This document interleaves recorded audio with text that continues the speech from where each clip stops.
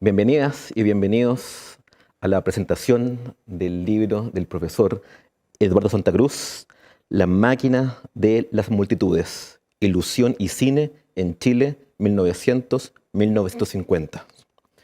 Hoy estamos muy contentos de estar aquí porque esta actividad organizada e impulsada por la Dirección de Investigación, Creación de la Facultad de Comunicación e Imagen de la Universidad de Chile tiene el privilegio de poder contar con uno de los grandes maestros de la facultad. ¿Y por qué no decir de la Universidad de Chile y del país?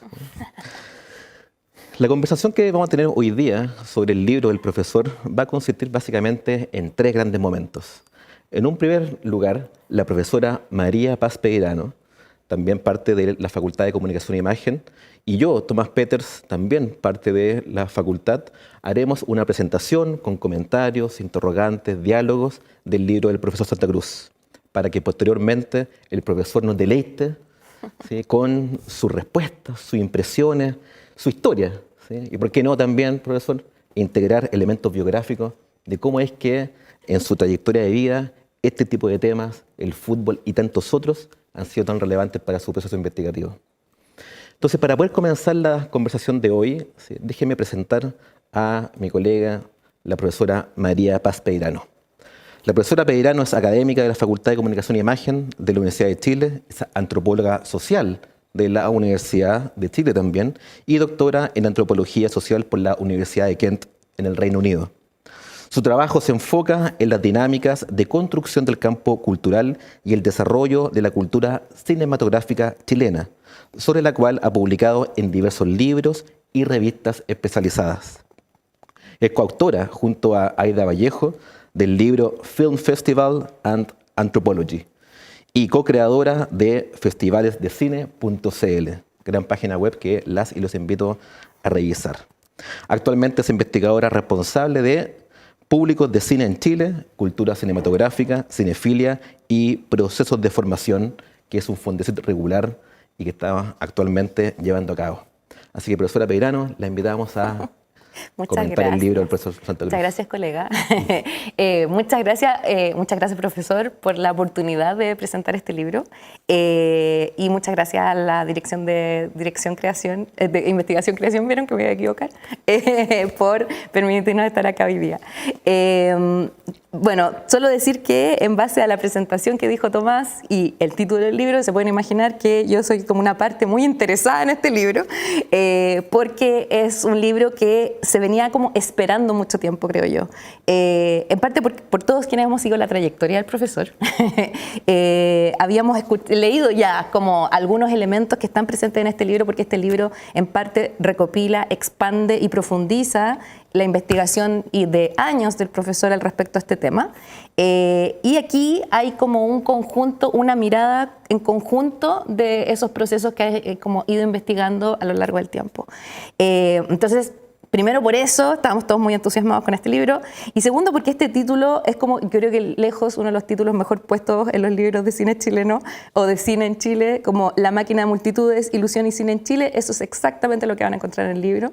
Esta es la parte en que yo hago como una especie de promoción del libro, profesor, porque justamente esas son como las claves de lectura que se presentan en el libro, ¿no? Primero, como la idea del cine como un dispositivo de las industrias culturales, que es un arte de masas. Y esa es una de las reflexiones que hay en el libro, es justamente esa condición de la relación entre el cine y las masas, no entendidas las masas de manera despectiva, lo que es un agrado leer en el libro, no entendiendo las multitudes o lo masivo como algo que es inferior o que es como muy simplificador, sino todo lo contrario. Hay una problematización de esa idea y una discusión de la relación entre la cultura masiva y la cultura popular que es muy refrescante también leerla así, ¿no? También después viene Ilusión y Cine en Chile, que tiene que ver justamente con la otra dimensión del libro, que explora justamente la cultura ideacional y los imaginarios que se crean en torno al cine, en Chile en particular, y no los imaginarios entendidos solo como significantes flotantes, no como de los imaginarios de las películas o solo lo que presentan a nivel global, ¿no? Sino los imaginarios que están en torno a lo cinematográfico. que es lo que también me encuentro fascinante, ¿no? Como no es el texto fílmico lo más relevante, aunque está presente, y de hecho hay un capítulo entero sobre la identidad nacional en el cine de los años 40 que se refiere específicamente a eso, que hay más trabajo como con el texto de las películas, pero de todo lo que está alrededor de lo cinematográfico y su relación con el espíritu moderno. Que nuevamente tiene esa cosa como refrescante en el sentido de la tradición teórica chilena que tiende como a separar esos ámbitos, separar el texto, separar la modernidad o pensar la modernidad cinematográfica como la modernidad de los años 60, y esto justamente no, pues es como estamos hablando de otra modernidad, de una modernidad vernácula también, como de un tipo de experiencia moderna que se expresa a través de lo cinematográfico, que se puede dialogar a través de lo cinematográfico, insisto, no solo en las películas, sino que en todos los procesos. Entonces uno entra en el libro como a buscar, que está muy, muy bonito construido, y aquí viene la parte, les voy a contar un poquito como los contenidos, ¿ya? Entonces, fíjense en que los capítulos están pensados como mini análisis de elementos diferentes. No es un libro histórico, es un libro histórico porque está hablando de un momento histórico, pero no es un libro de historia, sino que más bien es un libro de análisis o de claves de comprensión de elementos de lo cinematográfico en un mismo periodo. Y entonces cada entrada es como de un momento en particular, ¿no? Entonces vamos a empezar como... Hay un capítulo que es sobre el cine y la sociedad cuando llega el cine a Chile. Hay un momento que es uno de mis favoritos, que es un capítulo sobre revistas de cine en particular. Hay otro que es sobre la crítica de cine en este momento. Entonces, en el fondo son espacios de articulación de lo cinematográfico en el contexto moderno. Y a partir de eso uno empieza como a meterse como en mini mundos en relación a lo cinematográfico, que es súper fascinante. Entonces, el mundo de la crítica de cine, de una crítica de cine particular, es que también uno de mis capítulos favoritos, tengo que decir, porque una crítica de cine pre-crítica de cine Cahiers du Cinema, ¿no? Pre-la crítica, sino que es la crítica cuando no se decía crítica a sí misma necesariamente, o no se pensaba a sí misma de la misma manera que se va a pensar en los 60. Y en ese capítulo, por ejemplo, entonces vemos como estas aproximaciones de las críticas, las operaciones formales que existen en la crítica de cine en ese momento, desde una manera muy, de nuevo, complejizadora de ese momento. Entonces, a diferencia, voy a poner esto como ejemplo el de la crítica, ¿no? Como a diferencia de los sentidos comunes respecto a la historia de la crítica del cine en Chile, por ejemplo, o en general de la crítica de cine, en vez de pensarla como una precrítica, como una crítica prehistórica, por decirlo así, sino que el profesor aquí la ve como en su complejidad, algo que me gustó mucho, ¿no? Es como gente que se toma en serio a sí misma la que está escribiendo esa crítica y se toma en serio a sí misma porque está haciendo algo serio e importante que a lo mejor no tiene los contenidos que tiene la crítica de los 60, como la evaluación estética, ¿cachai? Pero tiene otros sentidos. Y sentidos que son profundos, que son intelectuales y que no por ello están desvinculados de la cultura popular, por ejemplo. Entonces, esas como entradas que complejizan y que nos llevan como a mirar este pasado histórico en su propio peso, ¿no? Con sus propias dinámicas y en ningún momento ni desde una perspectiva ni moralizante ni evolutiva. No hay tonos acá en el libro. También me gustó mucho eso, como de, ay, bueno, en esta época que todavía no hacíamos esto tan importante que hicimos después, ¿no? No hay eso, sino que hay lo que existió en sus propios términos y que de hecho como que hay algo incluso, y aquí no sé si fue voluntario o no, después nos puedes contar, como un poco nostálgico de ese mundo, o a mí me pasó, quizás porque yo también soy una señora muy nostálgica, como de que igual hay un valor en esa forma de relación con la cultura de masa y con la industria cultural y el mundo intelectual y cómo están vinculadas, no separadas entre sí, que casi como uno echa de menos y releva también este momento. Un poco también pasa en el capítulo de las revistas, que por eso también me gusta mucho, que La Ecran, por ejemplo, que es una revista que por muchos años se ha pensado como una revista como solo como de Hollywood, ¿no? O de forma un poco despectiva, que se refiere a este cine de masas. Y toda esa escritura, que es, entre paréntesis, además una de las fuentes más importantes de la historia del cine en Chile, porque hay pocas fuentes escritas, se tiende a mirar en menos, ¿no? Y lo que hay en ese capítulo de la revista, hablando del ecrán, esas como descubrimiento de la sinopsis también, es que son unos textos muy lindos, muy interesantes, que es bien, como bien dice el profesor en el texto, claro, hay como unas generalidades, son unos comentarios más o menos como, no siempre son como de una súper mega profundidad, pero hay elementos mucho más profundos de lo que suele haber mencionado la historiografía nacional al respecto. Y creo que eso también era una falta que da gusto leerla. Y de hecho, para terminar mi intervención, que ya me estoy alargando parece, estaba pensando, por ejemplo, hay una parte cuando hablas de la revista Sinopsis, que pones la cita del análisis del ladrón de bicicleta, que es muy lindo. Y se nota, es como que es un texto, porque está muy bien escogida las citas de los textos, tengo que decir.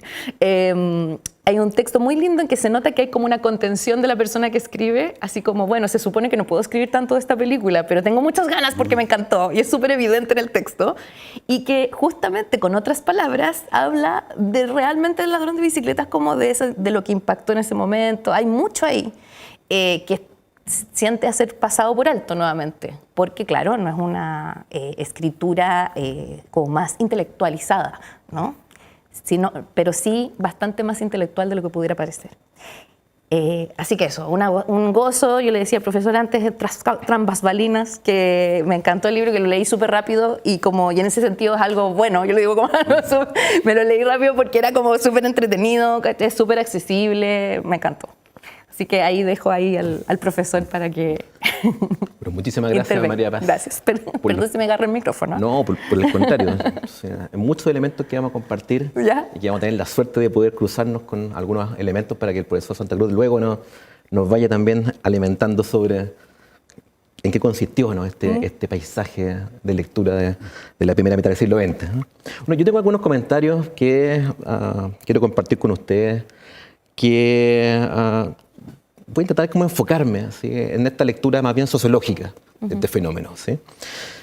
Porque hay dos elementos que me parecen muy importantes al comienzo del libro del profesor Santa Cruz, que por una parte sitúa, creo, los andamiajes de las industrias culturales en Chile.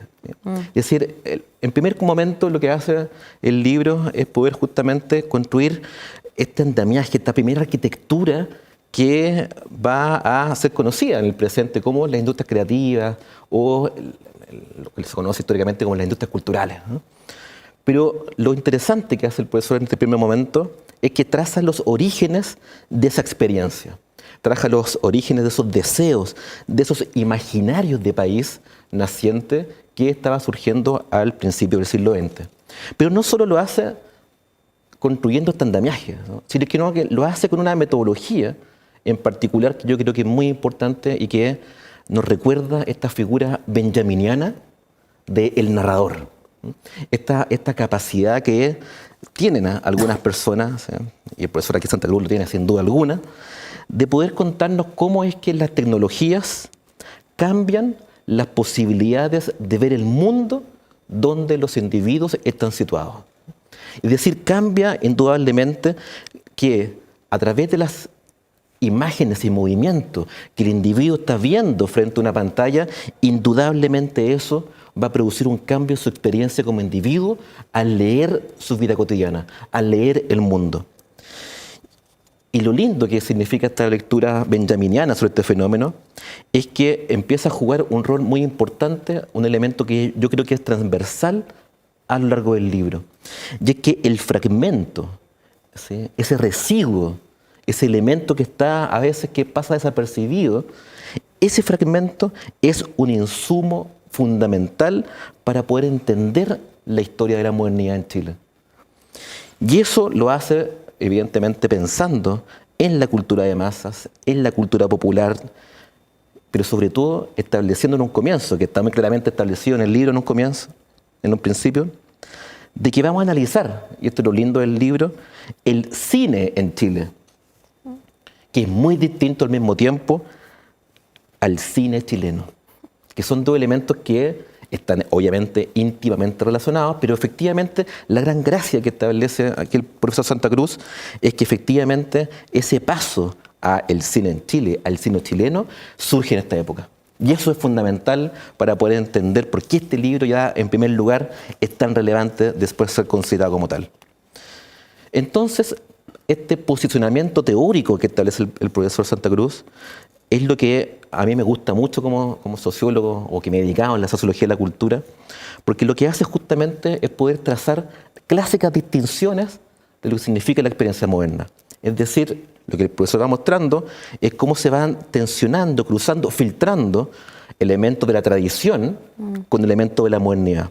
Las rupturas y las continuidades de procesos de vida de los individuos, pasar desde el siglo XIX al siglo XX, un elemento fundamental en toda historia contemporánea, pero también lo popular y lo masivo, lo hegemónico y lo subalterno, lo público y lo privado, lo micro y lo macro. Esos elementos, ¿no?, que es la metodología que establece en un comienzo el profesor Santa Cruz, es lo que a mí me parece fundamental. Porque justamente son esas metodologías que muchas veces perdemos en la actualidad. Porque el fragmento se concibe como algo menor, pero justamente, y ahí viene la lectura benjaminiana, es que en el fragmento es donde podemos comprender muchas veces el todo. Y lo hace no solamente con cualquier cosa, sino es cualquier cosa, cualquier fragmento que uno ubica, ¿no?, sino que lo hace a través de, llamémoslo así hoy en día, el ecosistema del cine. Y eso yo creo que es fundamental, ¿sí? Porque la gracia es entender cómo es que el cine va a construir, a fabricar nuevos sentidos al comienzo del siglo XX. Cómo va a ir construyendo una naturalización en la sociedad chilena de que la experiencia del cine no es un elemento que simplemente me afecta como individuo al ver el mundo, sino que también me ayuda a imaginar mundos. Y ese tipo de elementos es lo que va construyendo en la primera parte del libro, ¿sí? Porque lo interesante de esto es que cuando lo cotidiano se transforma también como un imaginario, yo creo que eso lo gatilla fuertemente, como bien queda aquí expresado en el libro, el cine, ¿sí? Porque lo lindo de estos fragmentos, de este cotidiano, es que el profesor Santa Cruz en el libro va en paralelo a este análisis sobre el cine, de cómo se vivió el proceso de modernización de Chile. Es decir, aquí está con la Corfo, aquí está Chile Films, aquí está básicamente el desarrollismo que empieza a configurarse en Chile en la primera mitad del siglo XX y que está íntimamente relacionado con la tecnología. Tecnología que al mismo tiempo está modificando la forma de concebir el mundo por parte de las y los chilenos. Porque va a cambiar no solo la forma de crear cine, la forma de ver al cine, sino que también va a cambiar los tiempos de los individuos, la sensibilidad de los individuos. La estructura social va a cambiar fundamentalmente en el siglo XX y el cine lo demuestra. El cine demuestra que los que van a ciertos cines, en ciertos territorios, tienen cualidades sociales y los que van a los barrios de otros lados tienen otras cualidades sociales. Y lo lindo del cine que hace el profesor Santa Cruz es que va entendiendo, ¿no?, nos va explicando de que el cine no es solo una experiencia estética, sino que es una experiencia de vida que configura el todo social. Por eso es tan importante entenderlo como algo político-cultural, no como política cultural, sino que el cine es una configuración político-cultural. Entonces, dicho esto, ¿sí?, de este tipo de elementos, y mientras va avanzando el profesor, y aquí me gustaría que nos contara el profesor Santa Cruz sobre, bueno, efectivamente cómo el cine va cambiando, va quebrando el pasado, pero sobre todo lo que va permitiendo en este momento histórico es que los anónimos de la ciudad van a empezar a introducirse en los cines. Esa experiencia que está muy bien narrada acá en el libro, ¿sí?, de cómo es que los anónimos de la vida urbana, de la ciudad, entrar a este dispositivo, ¿sí?, oscuro, con una butaca, que es una construcción totalmente elaborada modernamente, cómo es que el anónimo, ¿sí?, empieza a configurar en esta experiencia una vida que empieza a ver el cine como un elemento que le acompaña en su anonimato. Ese tipo de elementos me pareció bellísimo cuando lo empiezo a trabajar en el comienzo del libro y que va permitiendo entonces ir avanzando ya en el capítulo 2, ¿sí?, en cómo es que se empieza a construir la sala de cine en las distintas ciudades del país. Porque lo interesante que a veces no somos capaces de ver siempre es que la construcción de una sala de cine tiene muchísimos elementos que nos ayudan a comprender la propia modernidad. Es decir, no solo se sitúan en distintos barrios, Hay una distribución geopolítica en la ciudad del cine que tiene una configuración muy relevante para vivir la ciudad. Hay una escenografía construida en eso.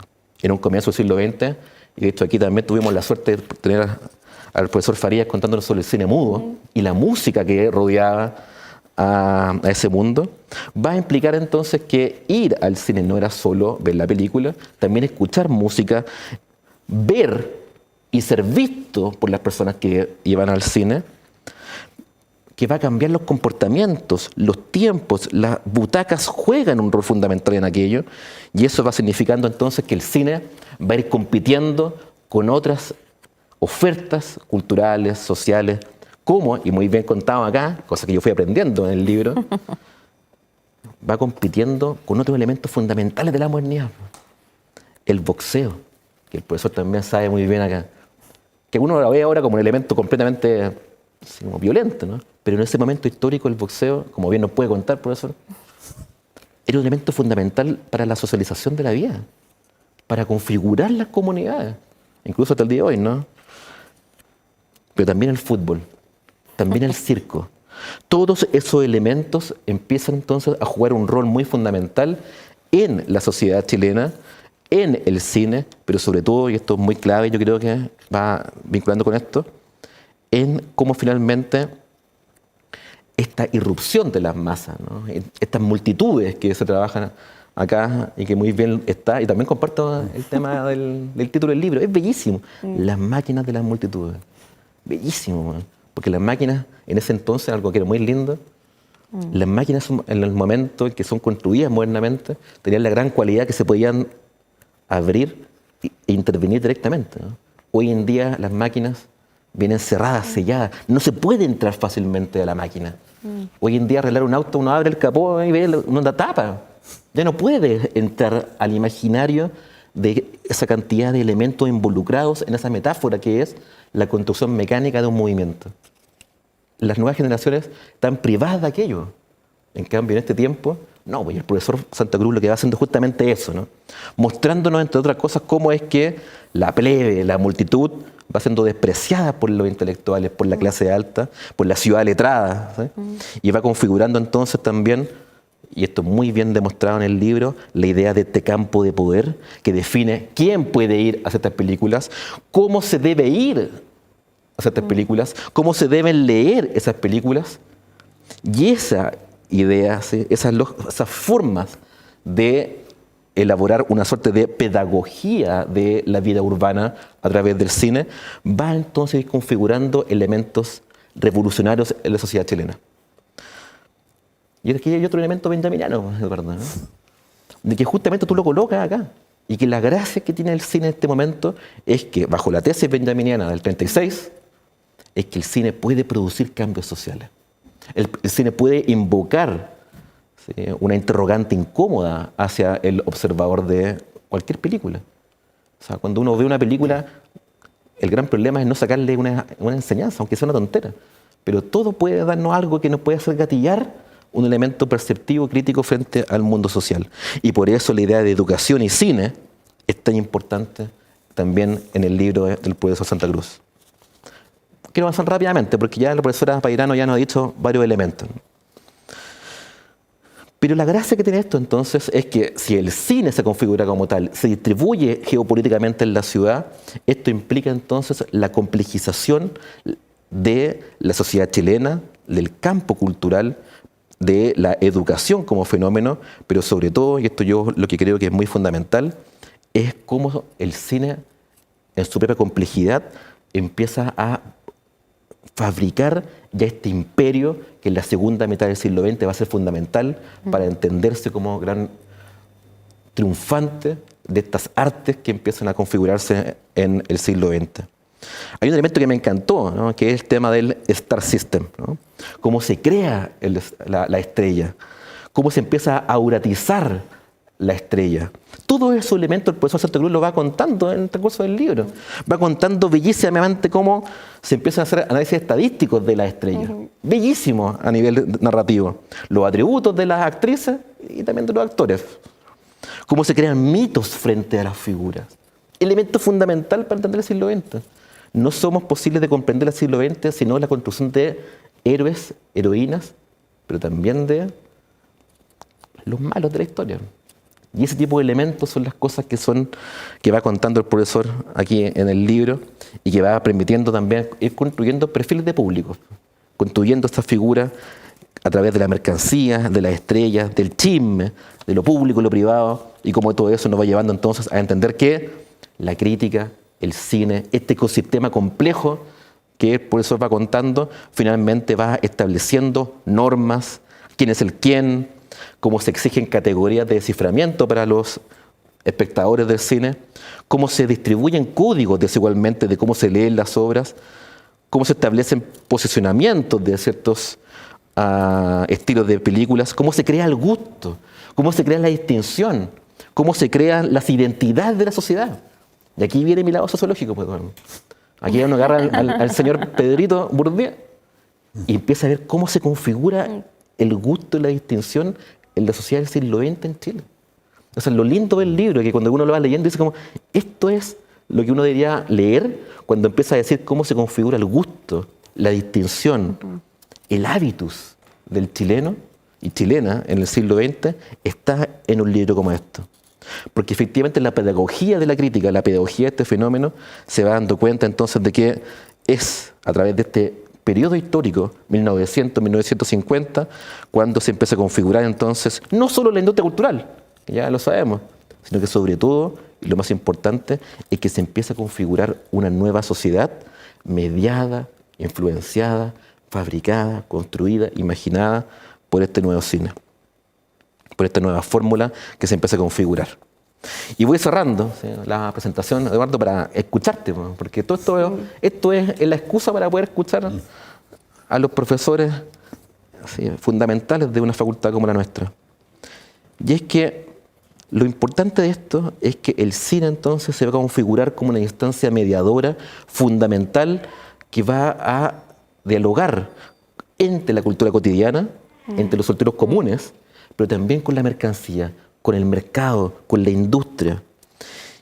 Y lo privado, el Estado, lo público, la sociedad en su conjunto va a empezar entonces a establecer una nueva discusión histórica de, bueno, ¿qué podemos hacer desde Chile para tomar esta herramienta, que es el cine? Y es lo que yo decía al comienzo. Ya no hablar sobre el cine en Chile, sino que hablar sobre el cine chileno. Y ese paso está explicado en el libro. Y fue algo que me encantó, ¿no? Porque se empieza en estos momentos históricos a contar el esencialismo criollo. Se empieza a configurar las identidades del Chile a través de las pantallas. Hay un caso muy notable que tú cuentas en el libro, que no lo quiero contar, pero el tema del guaso, ¿sí?, el tema de los estereotipos nacionales, los paisajes, la historia del roto chileno es bellísima cuando uno la va analizando en esta figura de la industria del cine. Y aquí es cuando entonces comienzan a surgir en la primera mitad del siglo XX la pregunta por, bueno, cómo es que los registros de época, cómo la visibilización de problemas sociales, cómo las interrogantes a la sociedad chilena, cómo las identidades que se van configurando en esta época, se empieza a establecer entonces una política cultural en el Chile desde la segunda mitad del siglo XX. No podemos entender las políticas culturales, creo, sin, en Chile, no leer un libro como este. Porque cuando la gente dice, en la dictadura no hubo políticas culturales, sí la hubo. Al comienzo del siglo XX hubieron políticas culturales. En el siglo XIX hubieron políticas culturales. Nosotros provenimos de una política cultural construida en la colonia. Y no tenemos la suerte de poder contar con un libro como este para estudiar la configuración del Chile contemporáneo desde el cine, su historia, sus biografías y sus momentos más simples, que son ir al cine. Y quiero cerrar con algo que tú ya conoces, pero yo lo hice, cuando se hacía las revisiones de las películas en las revistas, ¿no? Cuando preguntaban, por ejemplo, posibilidad de venta del libro, o sea, de la película. Entonces, yo espero que este libro tenga ventas masivas. Calidad temática, esa hacía referencia a la película. Calidad temática altísima. Calidad artística del libro, indudablemente es notable. Calidad técnica sobresaliente. y terminaban las críticas de cine o de las ventas de las películas en los mercados bajo un término muy simple que era valor global. Triunfará en la academia, pero sobre todo triunfará con el aplauso de generaciones de investigadoras e investigadoras que verán un libro como este, un insumo fundamental para entender el siglo XX. Así que, Eduardo, felicitaciones, un lujazo de libro y te queremos escuchar. Pero antes de escucharte, es necesario presentarte. Que es parte de la moderación. Porque a veces la gente no sabe la historia de Eduardo Santa Cruz. ¿No? Porque tenemos que saber la historia de Eduardo Santa Cruz. Periodista titulado de la Pontificia Universidad Católica de Chile, licenciado en Ciencias Sociales en el famoso Instituto ILADES, una leyenda fundamental para también entender la segunda mitad del siglo XX.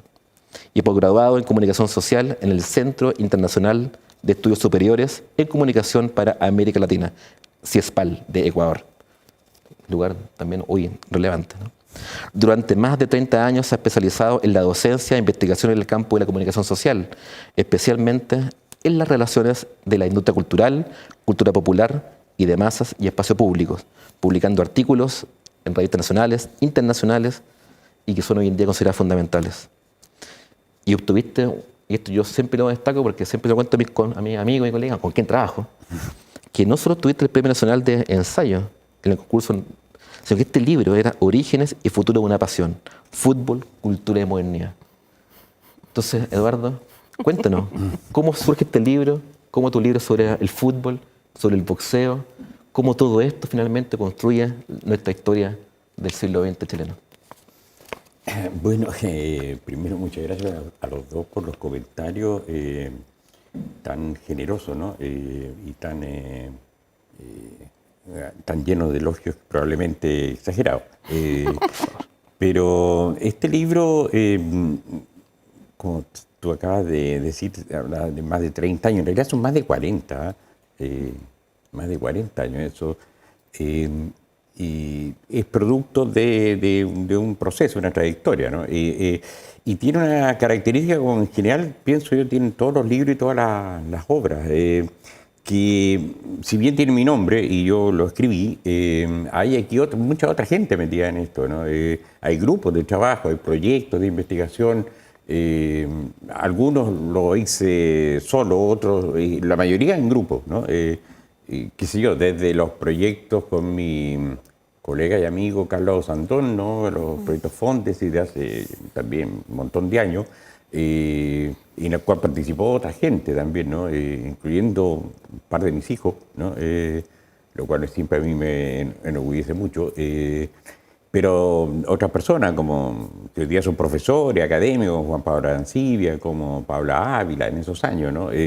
Y después, acá en lo que entonces era el Instituto de Comunicación e Imagen, hoy facultad, también el trabajo en una serie de proyectos con un grupo de académicos y en ese momento estudiantes egresados de acá, ¿no? Profesor Claudio Salinas, Hans Stange. Recuerdo un trabajo muy importante de 13 egresados de la carrera de cine, de la Escuela de Cine de acá, ¿no? Que participaron en algunos de esos proyectos, como Carolina Kuhlman, como Guillermo Jarpa y Cristian. Es decir, estos libros son siempre de autoría colectiva, porque uno los conversa, uno discute, va a reuniones. Es decir, pensar que las ideas son solo de uno no solo es diríamos, un error egocéntrico, sino que es francamente una equivocación. Es decir, las ideas se van configurando entre todos. Y una cosa muy importante que yo valoro mucho es cuando se logran construir esas comunidades académicas, ¿no? Si uno de cualquier conversación de pronto saca una idea, ¿no? o mejora la que tiene, o la pule, qué sé yo. Entonces, este libro reúne un poco eso, sí, no es un libro, es un libro que reúne trabajos de distintas épocas, que, como decía María Paz, se trató de darle una coherencia, de darle un sentido y de, obviamente, corregir, profundizar, en fin, ¿no? Y algunos textos son específicos para el libro, ¿no?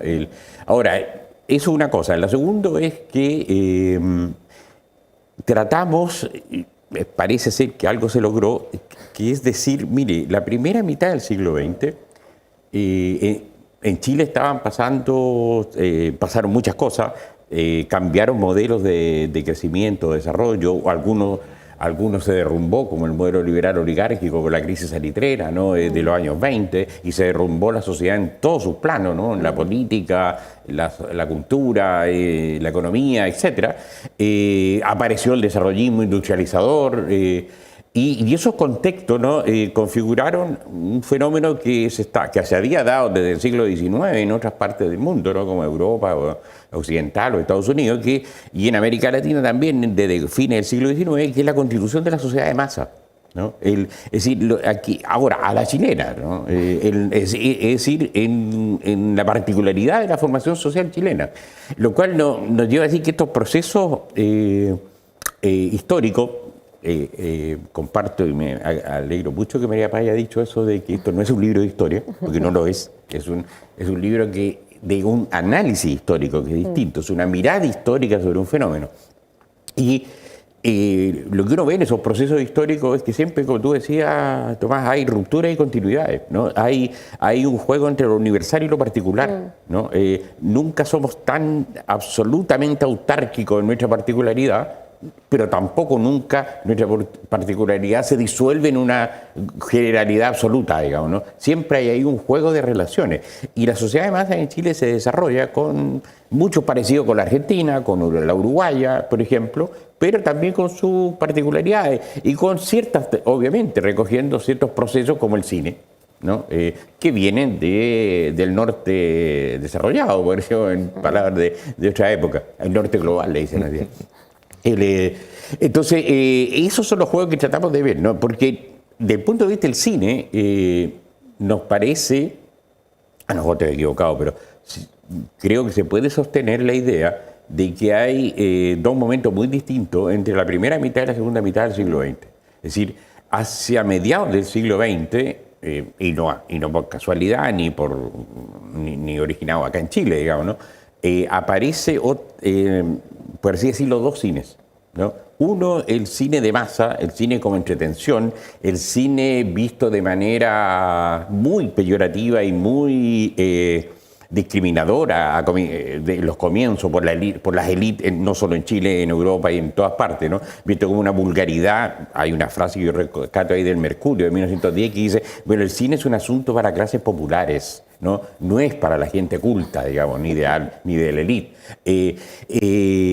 Desde esa mirada, ¿no? De un cine pero que rápidamente logra, así como el fútbol, así como otras expresiones culturales, logra masificarse y logra incluso llegar a la alta sociedad, ¿no? Y la alta sociedad comienza a ir al cine, así como la alta sociedad empieza a participar del fútbol y tiene su equipo, etc. Ese cine es el que tiene ciertas características muy propias de la primera mitad del siglo XX, es uno solo, es decir, el cine es uno solo, ¿no? Ahora, dentro de ello emergen fenómenos, a alargar, pero fenómenos que ustedes han tocado, ¿no? Por ejemplo, la conformación de un público, ¿no? Y para eso la existencia de la crítica y del crítico de cine, o crítica de cine, ¿no? Y digo crítica porque hay importantes mujeres que son críticas de cine, empezando por una notable que es directora de revista y que todavía no logramos saber, por lo menos yo no lo he logrado saber, cómo se llama. Porque lo que se conoce de ella es un seudónimo, que es Lucila Sagra, crítica de cine del Diario de la Nación y directora de la revista, una de las más importantes, que es la Semana Cinematográfica, antes de Ecran. Entonces, esa figura es muy importante porque es la que ayuda a conformar un público, porque le dice qué es lo que va a ver cuando vea la película, en qué se tiene que fijar, qué características tiene, a tal grado que lo que tú citabas, Tomás, es de la revista Sinopsis. Es lo que ellos llaman una metodología científica para analizar el cine, lo cual no logré entender, la verdad, en qué consistía lo científico, pero hay un intento de objetivar la película en categorías que puedan ser analizadas. Ahora, todo ese esfuerzo apunta a configurar un público, ¿no? Es decir, un público y ahí viene que es masivo, pero que no por ello, incluso puede que no sea demasiado o no tenga... Es cosa de mirar la cifra de educación de la época, no tenga alto grado de escolaridad, pero sí es capaz de tener opinión. Y eso a mí me parece súper importante de esa época, si queremos rescatar cosas del pasado, de la nostalgia, una época en que hay un cierto convencimiento que está, porque también está el crítico de fútbol, ¿no? El periodista deportivo es muy distinto. También se siente llamado a configurar y a crear un público que es capaz de analizarte, ¿verdad? Es decir, el deporte no es, como dicen hoy día, pura pasión, ¿eh? No, es pasión y razón. Ese espectador es capaz de razonar frente a lo que está viendo. Y es una cuestión muy propia de esa época y de ese cine, ¿no? Además, que por razones tecnológicas también, es decir, no existe el cine en su casa. Expresión de la televisión, no hay televisión, ¿no? Y tampoco, por lo tanto, hay la posibilidad de ver el cine sino en la sala de cine, es decir, en el espacio público. Hay que salir a la calle, hay que ir al cine, ¿no? Y eso, bueno, María Paz es experta en eso, es lo que está trabajando e investigando de tiempo. Es decir, esto es toda una experiencia muy importante porque te saca de la intimidad, ¿verdad? Te coloca en el espacio público. Bueno, tú eres joven, más joven, Tomás, pero tú has investigado, también eres joven, pero yo recuerdo a mis padres arreglándose para ir por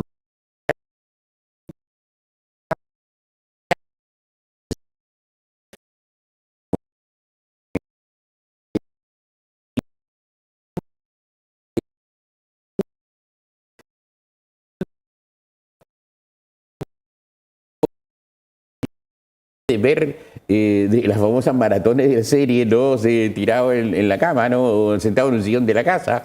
No, pues no había. Entonces, la única posibilidad de acceder a la imagen y a la imagen en movimiento, ¿no? Y a las historias contadas, ¿no? En las ficciones, era ir a las salas de cine.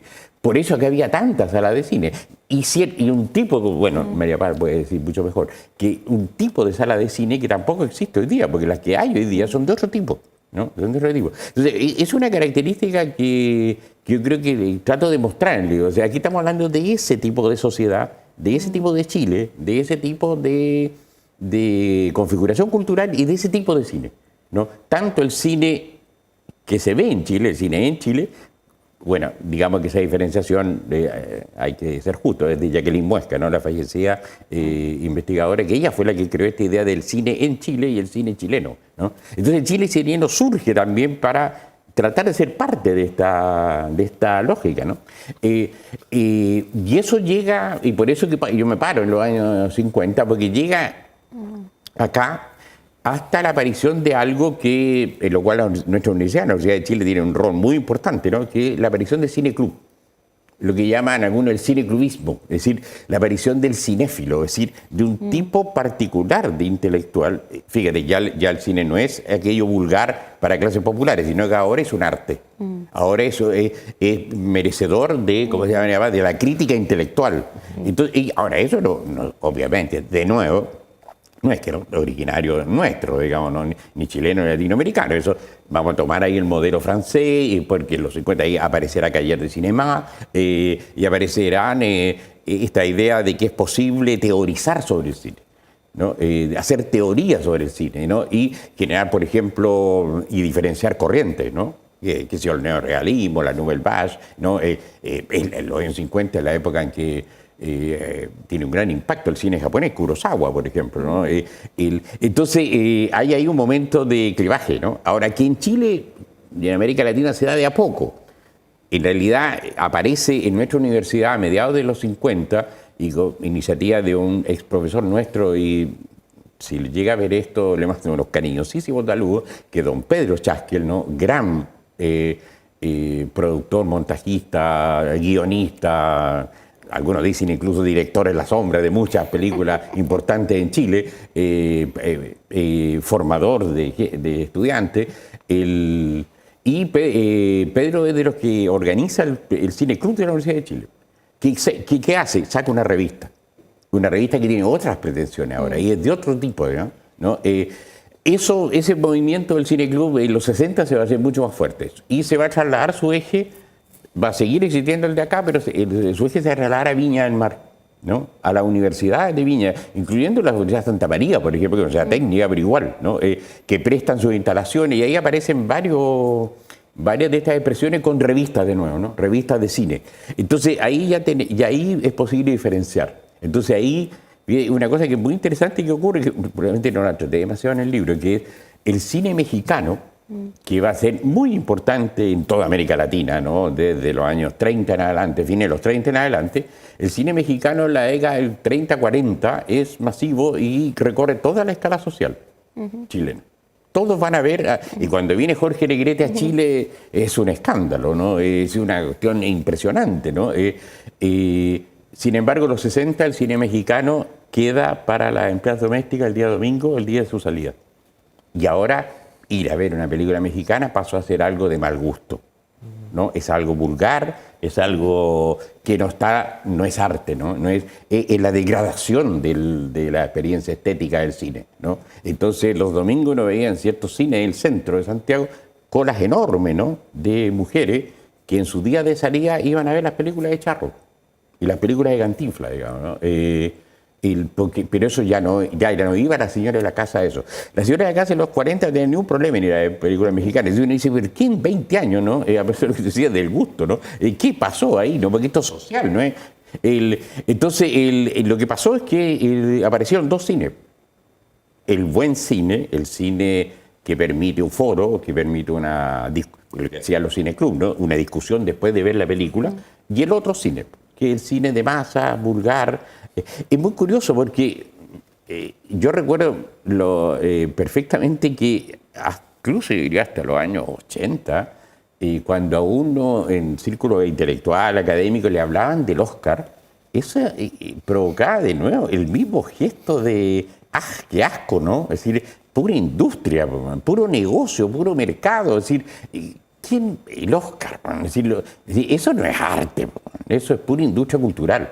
Sin embargo, hoy día el Oscar es absolutamente apetecido en el contexto de la producción de cine chilena, ¿no? Y nos felicitamos, y todo el mundo felicita, se ganó un Oscar tal película. Es decir, ya dejó de ser eso vulgar. Entonces, uno ve a través de la historia, es decir, esta ruptura y continuidad. O sea, hay continuidades, pero las rupturas están en que los contextos te hacen cambiar lo que era digno de elogio de lo que era digno de asco, ¿no? Van cambiando, ¿no? Entonces, en otro momento fue la televisión, la telenovela, ¿no? Recuerdo que un gran actor nacional, que no voy a nombrar porque no me interesa criticarlo a las personas, digamos, ¿no? Dijo en un momento, yo no voy a ver una telenovela hasta que aparezca el Shakespeare de las telenovelas. Entonces daban ganas de decirle, viejo querido, vaya a morirte esperando, porque no estáis entendiendo de qué se trata el género. Porque nunca va a haber un Shakespeare de la telenovela, porque es otra cosa, ¿no? Entonces lo que tú estás... pero esa actitud, ¿no? Tiene más de 100 años, ¿no? De que siempre hay una élite, que de distinto tipo, élite social, cultural, intelectual, lo que sea, económica, que mira con desprecio, con sospecha, con temor, todo lo que huela a masa, ¿no? Todo lo que huela a plebeyo, ¿no? Y lo plebeyo va configurando a lo largo del siglo XX lo que he llamado en algún libro por ahí, ¿no? Eso sí, ese sí que es mía, desde hace muchos años, una esfera pública plebeyo, ¿no? O sea, una vida pública que no es la misma vida pública habermasiana, digamos, ¿no? Sino que es otra vida pública. Y en la cual el cine, en esta época, va a jugar un rol muy, como tú lo describiste muy bien, va a jugar un rol muy central, ¿no? Entonces, bueno, eso es un poco lo que tratamos de hacer con el libro, o sea, recoger estos trabajos que estaban ahí, algunos en forma de artículo por acá o por allá, otros no habían sido publicados, en fin, y tratar será por un problema de edad, ¿no? Que uno trata un poco ya de ir amarrando, ¿no? Ir suciando, ¿no? Ir dejando amarradas cosas. Ahora, si esto llegara a servir, como han servido otros de los libros que hemos sacado para bibliografías, para estudios, para trabajo, para que los discutan, los hagan pedazos, etcétera, ¿no? Bueno, estará la tarea cumplida. Oye, Eduardo, entremos ahora a preguntas, ¿no? Yo no puedo sino dejar de preguntarte por una parte, la metodología de tu trabajo, ¿no? Pero sobre todo, considero, al leer tu trabajo y conocer todo lo que tú has hecho, es que hay una relación directa entre investigar y experiencia personal, ¿no? de vida. A mí me encantaría escucharte sobre cómo fue para ti, ¿sí? Tu adolescencia, el vivir, ¿sí? La masa y el fútbol, en vivir el boxeo, el vivir el surgimiento de la televisión, el surgimiento del cine, y cómo de toda esa sumatoria de elementos te lleva a decir, estudiar periodismo. Yo voy a sumarme a la pregunta de Tomás, antes para que nos respondas a ambos al mismo tiempo. A mí yo también... hay algo muy bonito de la forma en que está escrito el libro, en que es como objetivo, pero se filtra, tu voz se filtra y hay unas partes en que uno dice, bueno, esta es como una experiencia directa, ¿no? Pero no lo pones como con un yo, ¿no? Sino que es como, y es lo que le da como más, ¿cómo decirlo?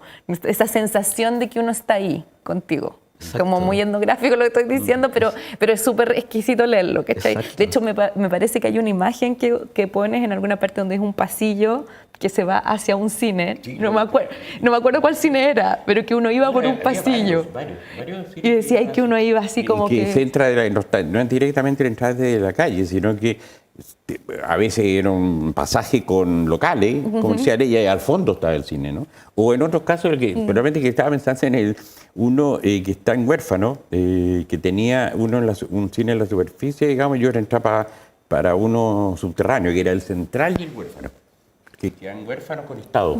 Y ese pasaje todavía está, ahora no sé lo que hay ahí hoy día, parece que hay un banco o algo así. Y claro, entonces es la idea de que trabaja un autor, que es un italiano, Alberto Munari, de que tú vas pasando, necesitas una transición para pasar del mundo de la realidad al mundo de la ficción, de la mentira. Entonces, ese trayecto que vas caminando, vas hacia el cine, ahí atrás está el fondo del pasaje, ahí está la boletería, llegas a la boletería, entre medio el cine te pone lo que llaman en esas épocas, se llamaban los afiches, ¿no? Que es los fotogramas de la película que estén dando, digamos, ¿no? Entonces, todo eso te va llevando, es decir, es como son lo que él llama indicadores. Indicadores, mire, vamos a pasar al mundo, no solo de la ficción, sino al mundo de la verdad, al mundo de la mentira. Lo que ahí va a suceder es mentira.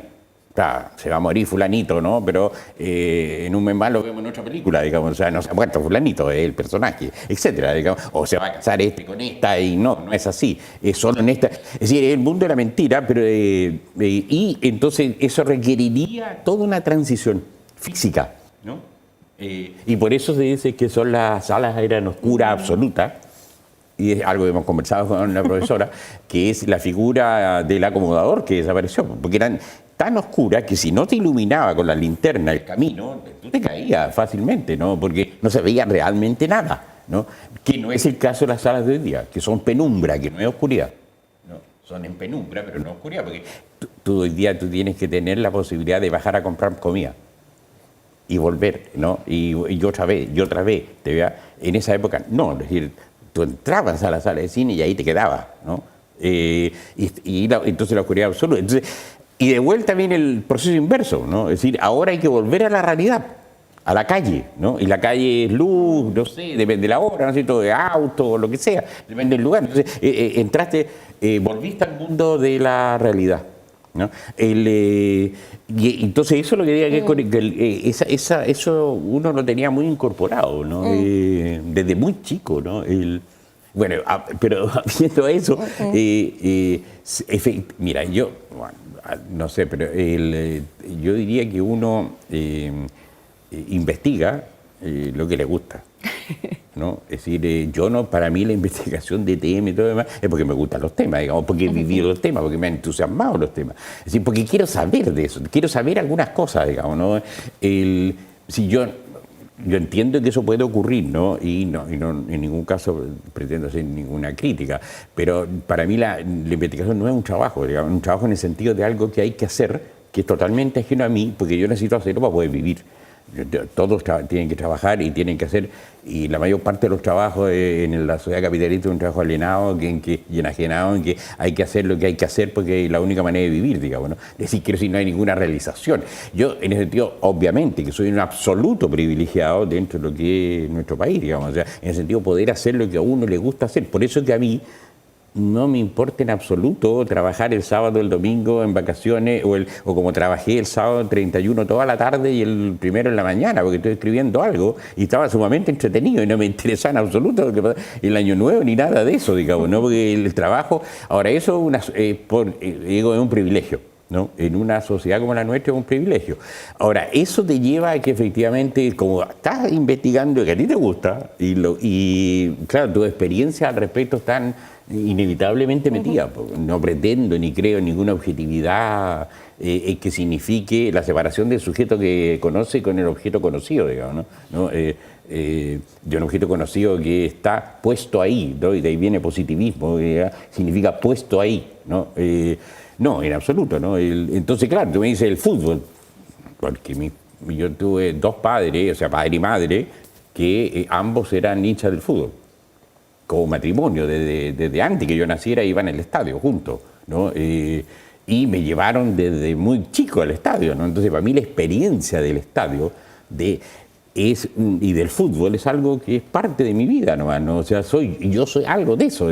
Entonces, claro, podría ponerme a hablar de fútbol, hablar toda la tarde, ¿no? Y hablarte del Mundial de 62, que tuve la suerte, porque mi padre me llevó teniendo 10 años, digamos, ¿no? Y haber visto todos los partidos de aquí en Santiago. Experiencias de ese tipo, ¿no? Entonces, y eso mismo con el cine. Ahora con el cine era un poco más libre, porque ahí, bueno, en esa época otra ciudad, otro país, muy distinto, muchos aspectos. Entonces, nosotros digo, los niños chicos de 9, 10, 11 años, nos íbamos a las 2 de la tarde, teníamos clase en la mañana, salíamos a las 1, 1:30, a las 2 de la tarde partíamos al cine rotativo del barrio y estábamos hasta las 8 de la noche viendo 3 películas distintas, digamos, ¿no? Y en la casa nadie le llamaba la atención y nadie decía a decir, oye, qué terrible, ¿dónde está el niño? No, fue al cine. Y tenía 10 años, digamos, ¿no? Es decir, una vivencia mucho más libre en ese sentido, ¿no? Sin esa cosa, esa atmósfera que vivimos en Chile, sobre todo en los últimos tiempos, ¿no? La atmósfera ominosa de la seguridad, ¿no? ¿Qué le puede pasar, digamos, ¿no? Al margen que efectivamente le pueden pasar cosas. Y entonces, claro, íbamos al cines de barrio, rotativo. Recuerden que es una época, ¿no es cierto?, donde existían las categorías de edad para entrar al cine, ¿no? Mayores de 14, mayores de 18, mayores de 21, ¿no? O sea, para ser mayor de edad, según la ley, hay que tener 21 años. Entonces, claro, obviamente, para uno a los 10, 12 años, preadolescencia, las películas mayores de 21 eran las más apetecidas, ¿no? Ahora, en el centro, en la sala de estreno, no podía entrar. De hecho, a mí, yendo con mi padre y mi madre, no me dejaron entrar en una mayor de 14 cuando tenía 13 años. Me pidieron el carnet y me dijeron, no entra, no puede entrar, tiene 13 años. Era una película sobre Rey de Reyes, sobre Cristo, ¿no? Y sobre la Semana Santa, en fin, de la crucifixión de Cristo. Entonces, igual no me dejaban entrar, ¿no? En cambio, en los barrios no. Si en el barrio el dueño de la sala veía que tenía poca gente en la sala, ¿no? Y llegaban este lote de cabros chicos, ya entren rápido, entren, ¿no? Porque de pronto, alguna vez, ¿no? Cada cierto tiempo, muy rara vez, ocurría que pasara un inspector y revisara si había gente, niños o gente de edad, pero era muy raro. Entonces el tipo se arriesgaba nomás, pues si tenía pocas entradas vendía unas pocas más. Entonces yo vi a edad muy pequeña películas que en realidad no eran para niños, ¿no? Como La Fuente de la Doncella de Bergman, por ejemplo, donde sale la violación de una niña, ¿no? A los 12 años y con los ojos así, ¿no? Así que lo que estoy mirando, ¿no? Entonces la experiencia del cine también tiene eso, es efectivamente una experiencia vivida de ese cine, ¿no? De ese cine. Y así con, otras cosas que conformaban esta esfera pública, ¿no? Plebeya, el circo, por ejemplo, ¿no? El circo en septiembre, ¿no? Que llegaba a Santiago, después empezó a llegar, el circo, ¿no es cierto? En el verano se va para el sur, en el invierno se va para el norte, y en la capital, Valparaíso y en la zona centro, digamos, ¿vale? En marzo, abril y en septiembre, octubre, ahí, ¿no? Eran sus temporadas. Entonces, la temporada de septiembre era además la más importante, ¿no? Entonces, y de nuevo me llevaban mis padres a ver el circo, ¿no? Entonces, hay una cosa de vida pública también, ¿no? De espectáculo, porque todavía no hay tele. Estamos hablando de fines de los 50, principios de los 60, en la casa la tele llegó el 65. Y llegó, y claro, yo era una tele blanco y negro, todo en vivo y en directo, con ciertas horas al día en transmisión y con 3 canales, porque todavía ni siquiera existía Televisión Nacional, que es del 69, ¿no? Y 3 canales universitarios, ¿no? No, aquí eran 2, ¿no? Por la Católica y la Chile, porque el de Valparaíso no se veía, ¿no? Entonces, claro, efectivamente, uno investiga cosas que ha vivido, que le gustan, en fin, pues, ¿no? Oye, Gordo, ¿y cómo es que toda esa experiencia, todo ese camino, te va llevando a estudiar periodismo y especializarte en este tipo de temas? ¿Cómo que Míralo, ese mundo? míralo, es que te vuelvo a insistir, es otro mundo. En el sentido de hay rupturas, no continuidades. En primer lugar, yo estudié en educación pública, ¿no? Escuela pública, mi querida escuela número 6, Suecia, de la calle Lord Cochrane, centro de Santiago, y de ahí pasé un año al Barros Borgoño y nos cambiamos de casa y pasé a mi muy querido Liceo Miguel Luis Amunátegui, desde el quinto básico hasta, en esa época, sexto humanidades o cuarto medio, ¿no? Me tocó ser la primera generación que dio la prueba de aptitud académica, porque antes se daba lo que se llamaba el bachillerato, o sea, tú salías con un, fíjate, de la educación media tú salías con un grado académico, no solo con una licencia de enseñanza media, sino con un grado académico de bachiller. Y para eso tú tenías que saber, entre otras cosas, redactar. Tenías que saber enfrentarte a unas preguntas. Ahora, a mí me tocó que me cambiaron el sistema de gobierno de Frei Montalva, ¿no? Reforma educacional. Fue cuando se hizo esto de los 8, primero la básica de primero a octavo y después las 4 de media. Y nos instalaron la PA, por la prueba de aptitud académica, y nos instalaron un sistema, y eso venía en un sistema que yo nunca había visto en el liceo, que es las pruebas por alternativa. Yo no teníamos la menor idea de qué es lo que era eso. Nosotros, hasta en biología, todas las pruebas implicaban redactar respuestas. Desde chico, digamos, ¿no? Desde básica, ¿no? Entonces, el ejercicio del manejo del lenguaje, de la redacción, era un asunto que venía desde los 6 años, ¿no? 7 años, no sé, desde muy chico. No era un asunto, si era a los 12, 14 años, sino si tenía que saber escribir, porque no podía.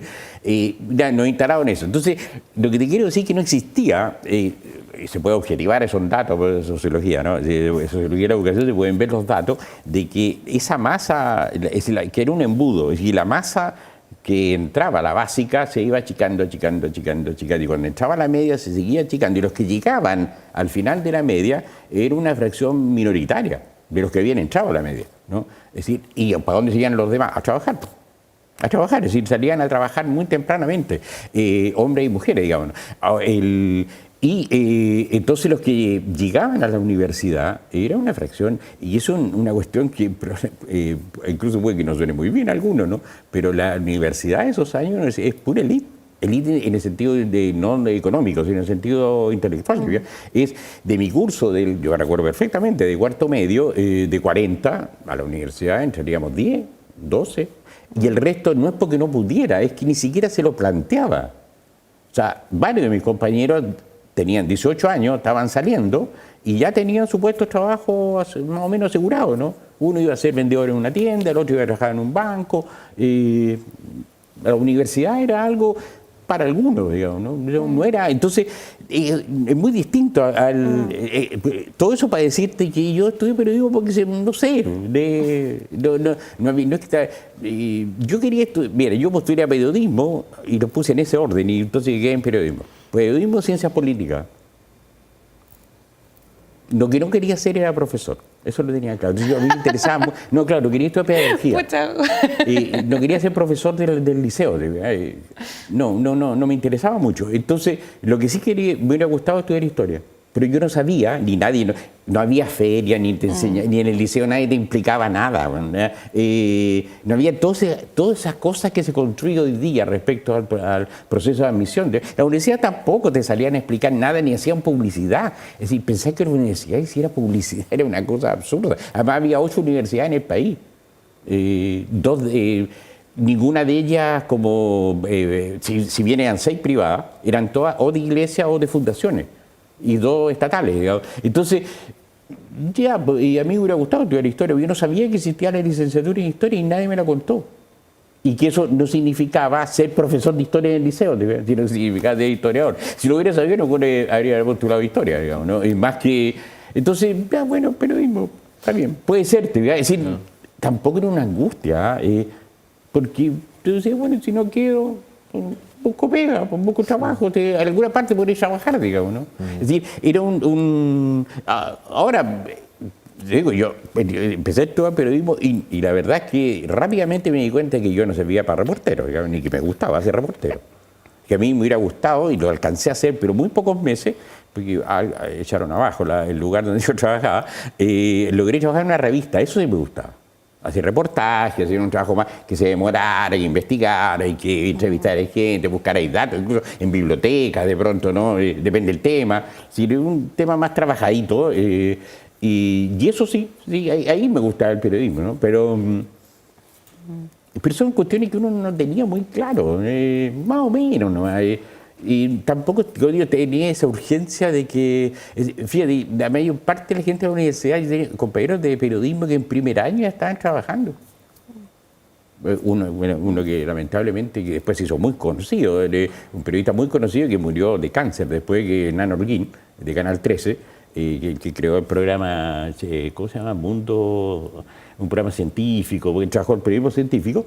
Él era probablemente el mejor alumno desde el punto de vista del periodismo, ¿no? Que había, y en primer año Canal 13 se lo llevó a trabajar al departamento de prensa. Nadie le preguntaba a Canal 13, oye, este tipo no tiene título, ¿no? Todo está en primero.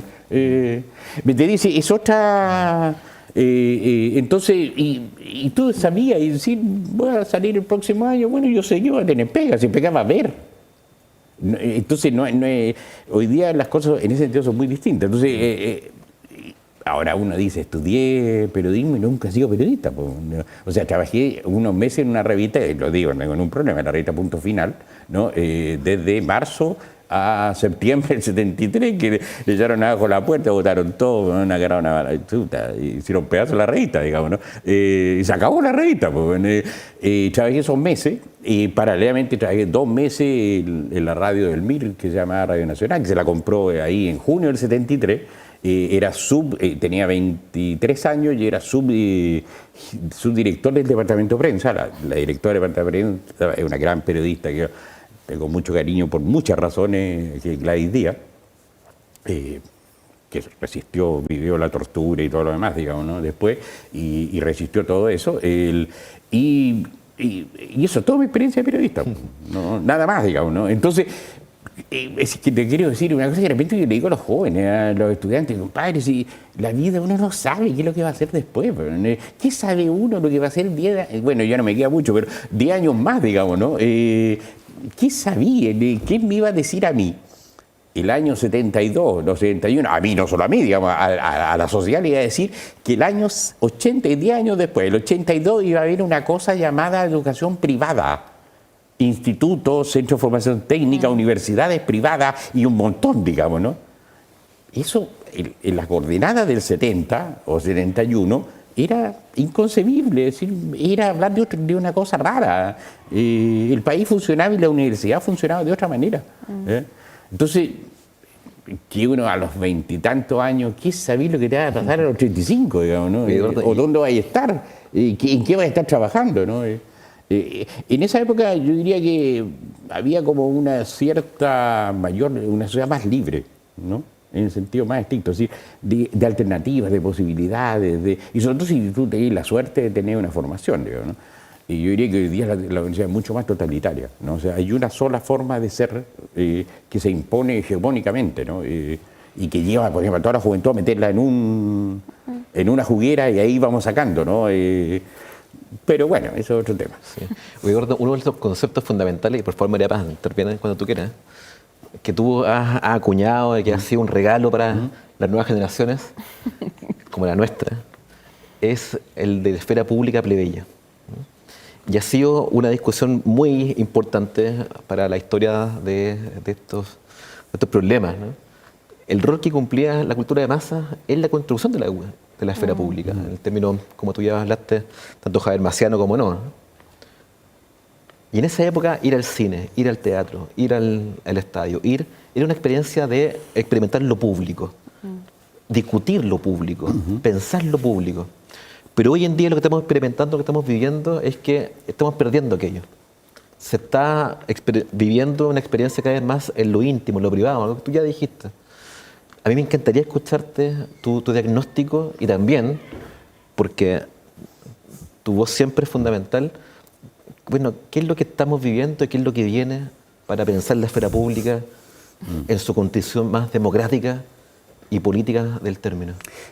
Bueno, da como para mucho tiempo, pero cosa que a mí no me cuesta mucho hablar, pero para tratar de sintetizar, yo diría que, y comparándolo con esa época, lo que se ha perdido en gran medida, y eso es producto del tipo de sociedad que se instala y el tipo de modelo económico y social, cultural, etcétera, y político que se instala desde la dictadura en adelante, lo que se ha perdido es la noción y la vivencia de lo colectivo. ¿Ya? Es decir, de que yo soy siempre parte de colectivos. No. Ahora, alguien podría decirme, mira, en esa época a lo mejor el individuo efectivamente o la individua estaba un poquito subordinado, a lo mejor demasiado. ¿Ah? Puede ser. Y yo digo, puede ser, pero que estaba efectivamente, lo más importante era lo colectivo. Y eso en todas las clases sociales, digamos, ¿no? Ahora, uno puede verlo eso en que la clase dominante chilena, la clase alta chilena, conserva ese espíritu colectivo. Basta que tú saques, o el gobierno, cualquier gobierno saca la idea de subir los impuestos, y ¿quiénes aparecen? Individuos, no. Confederación de la Producción y el Comercio, Sociedad de Fomento Fabril, aparecen todos los gremios empresariales con una voz colectiva que dice nosotros, ¿no? Lo que la dictadura produce es el quiebre de lo público más bien hacia los sectores subalternos, ¿no? Dominados, a los sectores medios, sectores populares, en su diversa configuración, porque lo popular es muy y generando una gran heterogeneidad y introduciendo ahí, sobre todo en los sectores medios, la idea del yopo, ¿no? Como decía un profesor de aquí de la Facultad de Ciencias Sociales, yo elijo, yo puedo. Y meterle y lograr, y lo ha logrado, ¿no? En alguna medida lo ha logrado, introducir la ilusión de que efectivamente yo elijo y yo puedo.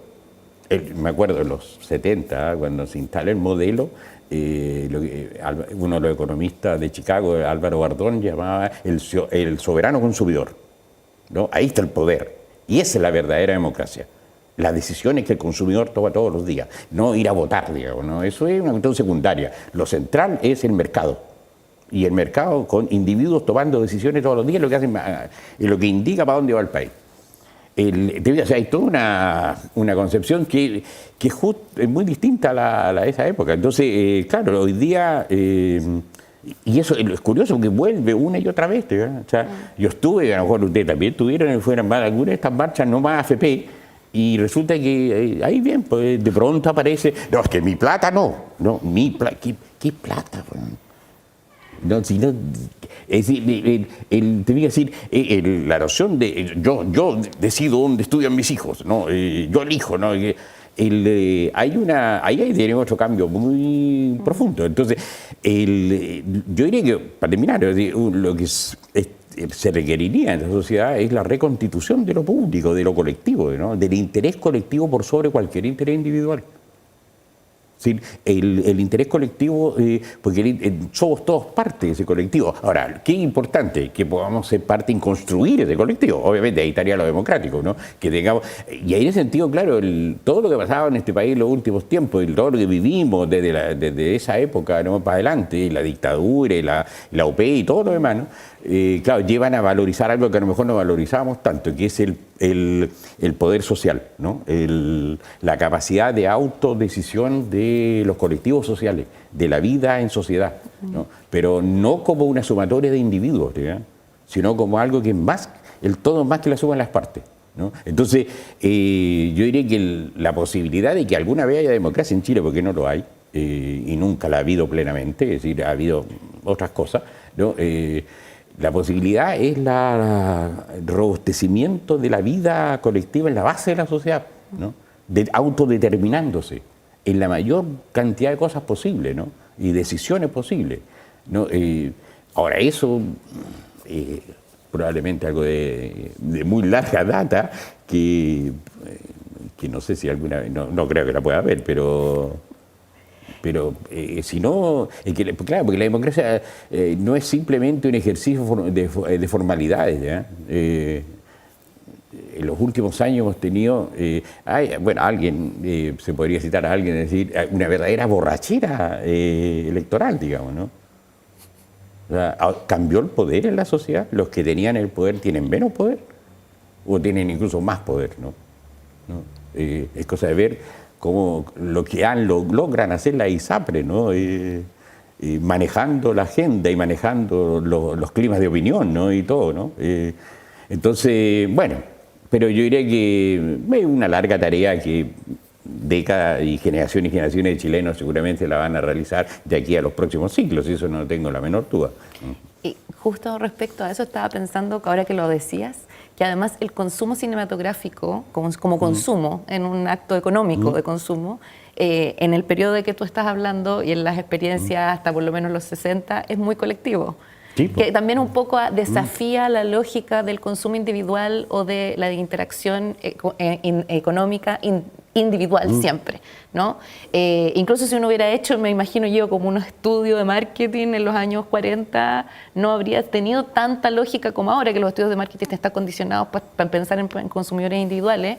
No siempre era tan consumo individual, y de hecho hay una parte del libro en que tú como que hablas incluso como de una distinción de consumidores que serían los que van como más individualmente, como una especie de, como emergen esta figura del consumidor individual más crítico, reflexivo, como el futuro cinéfilo en el fondo, que es muy un consumidor individualista en esa construcción, versus este otro consumidor colectivo, masivo, que va en grupo, que va en masa al cine, que discute la película, que patalea, exacto, que hace ruido, que no es civilizado.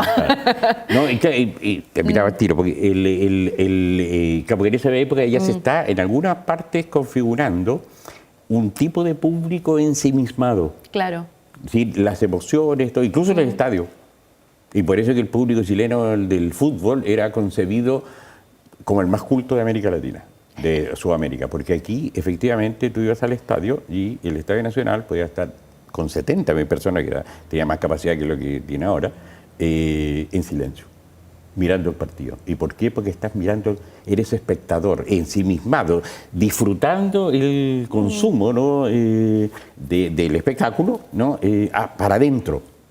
Y todo ese sentido es muy distinto a cómo se ve hoy día, ¿no? Entonces, sí, hay sentimiento, hay pasión, una característica que tiene el fútbol, ¿no? Te hace vivir todo tipo de emociones en muy cortos plazos. Te da miedo, te alegra, te deprime, te asusta, de todo, ¿no? El tiempo se te hace enorme cuando vas perdiendo, ¿no? O cuando al revés vas ganando y te pueden empatar, entonces, y tú miras el reloj y miras el reloj y miras el reloj y no avanza nada, ¿no? Y tú quieres que avance, o viceversa, ¿eh? Es decir, todas esas experiencias tú las vives, todas esas sensaciones, pero la idea en esa época, por ejemplo el caso de la revista Estadio, ¿no? Es que eso se viva para adentro, ensimismado, ¿no? Es decir, el público moderno en el sentido estricto, es decir, un espectador, ¿no? Entonces que va a aplaudir si el espectáculo es bueno. Entonces el equipo contrario, por ejemplo, cuando murió hace poco, ¿no? Cuando venía Pelé, ¿no? Entonces si Pelé no hace un gol, lo aplaudimos, pues. No le vamos a tirar piedra, digamos, ¿no? Ni a gritarle tal por cual, ¿no? Y nos ganaron y lo aplaudimos, porque dieron un buen espectáculo. Y a eso vine yo, a ver un espectáculo. Termino con una cuestión que siempre se la cuento a los estudiantes, y no, yo estoy seguro que no me queden. Dice, este caballero, este viejo se rayó, digamos, ¿no? Le digo, mire, ustedes se imaginan, fines de los 50 aparece la radio a pila. Y uno llevaba la radio a pila al estadio, porque ahí escuchaba los comentarios, las entrevistas, datos, qué sé yo, ¿no? Que alguien te diga, señor, ¿puede bajar la radio, por favor? En el estadio, en la galería del Nacional, y que diga, ¿puede bajar la radio que está molesta? Porque estamos mirando el partido. Entonces, uno tenía que andar con los audífonos de la radio pila para que nadie le dijera, oiga, ¿puede bajarle la radio, por favor?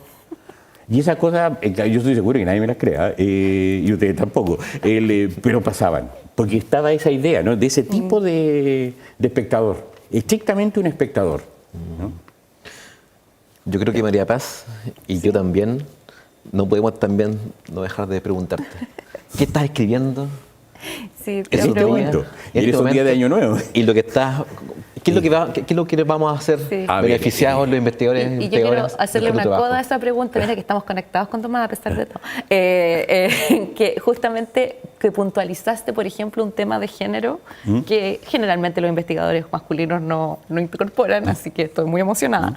Que visualizaste ahí esa cosa, las mujeres que estaban Sí, trabajando en ese momento y que por alguna razón, bueno, yo tengo una claridad de cuál es la razón, pero invisibilizadas totalmente de la historia como de la construcción de la cultura cinematográfica de ese momento, y hay muchas mujeres trabajando. María Romero, directora de CRAN durante 30 años o 20 años. ¿No? Y que después pasó a la televisión, incluso hacía sus críticas en televisión.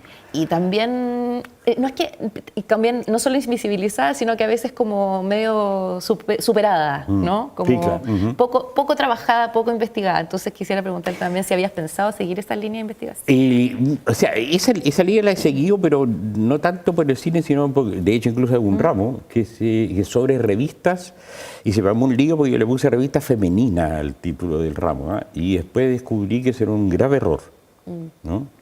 Porque la palabra femenina no es una palabra neutra, es una palabra que está cargada de... significa que yo sabría qué es lo femenino, ¿no? Y eso supone una carga ideológica, ¿no? Por lo tanto, tuve que sacarle el nombre y bueno, ¿cómo le pongo, no? Y porque además encontré, al investigar objetos que eran claramente distintos, y así le puse, revistas de y para mujeres. Y en la historia de Chile tenemos desde 1850 y tanto revistas hechas por mujeres. Ahora, yo no descubrí eso. Hay una serie investigadora como Claudia Montero, por ejemplo, que tiene un libro muy bueno al respecto, y no es la única. Y después aparecen también revistas hechas no solo por hombres, sino incluso después por empresas como Zigzag en el siglo XX, para mujeres. Y son cosas distintas, ¿no? Y entonces, por ese lado, y por eso que hay un ramo que hacemos, y que obviamente la gran mayoría de los estudiantes que asisten son chiquillas, pues, ¿no? Pero también hay algunos hombres, pero la mayoría son chiquillas. Ahora, ¿qué estamos escribiendo? A comienzo del año pasado, y en el núcleo de investigación de televisión y sociedad que hay que dirige la profesora Antesana y del cual formamos parte, hemos estado trabajando hace 3 o 4 años sobre series televisivas. El año pasado escribimos un documento de trabajo, que es un mini libro, digamos, ¿no? Que está en versión web, ¿no? Digital, que es sobre series de la conquista de Chile. Y trabajamos 3 series, y que sitiados, Inés del Alma Mía y Puerto Hambre, ¿no? Y bueno, ahí está, ¿no? Está en la web. Y en este momento estamos escribiendo, y eso es lo que estaba escribiendo el día de Año Nuevo, porque es bastante más, incluso más difícil y más complejo que eso, porque tiene que ver con el tema de lo popular, ¿no? Que es ciertas series, por lo menos 2 series, una que es Ramona, de que la protagonista y la heroína es la central, es decir, son mujeres las centrales de la serie, que toma de terreno en los años 60, 67, 68, mujer popular de los pobres de la ciudad, de la esfera plebeya, es Ramona, y la otra es La Cacería, que es el caso del psicópata de alto hospicio, ¿no? Que asesina, viola a un grupo de jóvenes a lo largo de varios meses, y que finalmente lo atrapan. Y que se hizo una serie sobre aquello. Pero son 2 mundos populares de poblaciones populares de los pobres, ¿no? Que son muy distintos, en contextos históricos muy distintos. Aquí tenemos, en Ramón hay una frase muy bonita, ¿no? Que cuando va terminando la parte final de la serie, estamos ya entrando al 68, y hay un personaje, no me acuerdo cuál, pero un personaje que dice: en 2 años más comienza el futuro, ¿no? Claro, ese no es el pueblo de Alto Hospicio del 2001, ¿verdad?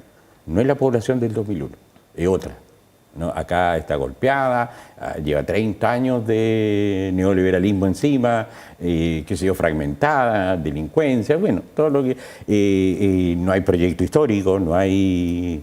En fin, los partidos son otra cosa, la élite política es otra cosa, etcétera, etcétera, ¿no? Porque la gracia de la cacería que mete, como recree, es un hecho real.